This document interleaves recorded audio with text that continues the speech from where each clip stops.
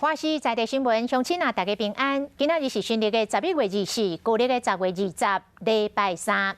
后来新闻的头一条来看，这个高雄市的刑警大队破一个暴力讨小的集团，开地下之庄，共剪脚、共设局、仙人跳，啊，为着要讨小，野青野球棍啊，共威胁、共喊，甚至佫共掠去话台，带到剩一粒头。 用这种粗残的手法逼人还钱，而且是进球着进唱手，无咧惊半人，竟然佫甲领地被害人的过程录落来，藏起伫网络顶，等互人看。即卖拢互躯体到案。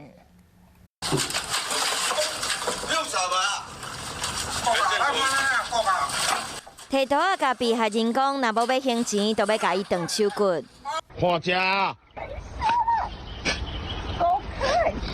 另外，就被害人伫家寮外口，几个人互抬起来，嫌犯呐、恶徒呐，甲威胁。可怜的被害人伫日口强要记载袂牢。你要不要欠钱不还呢？不会。啊。不会。案件分真侪条路线，甲这手段粗残的暴力讨小集团的成员拢掠到案。警察官开股票，因经营地下之庄，自去年开始伫高屏地区就会共创空、共尖叫，为了对小，阁会甲人押到汽车旅馆、家寮等等的所在，提枪、提球棒共威胁，甚至阁会共拍、共抬起来，手段真粗残。仙人跳，还有诬陷被害人去诈赌，来跟被害人来恐吓取财。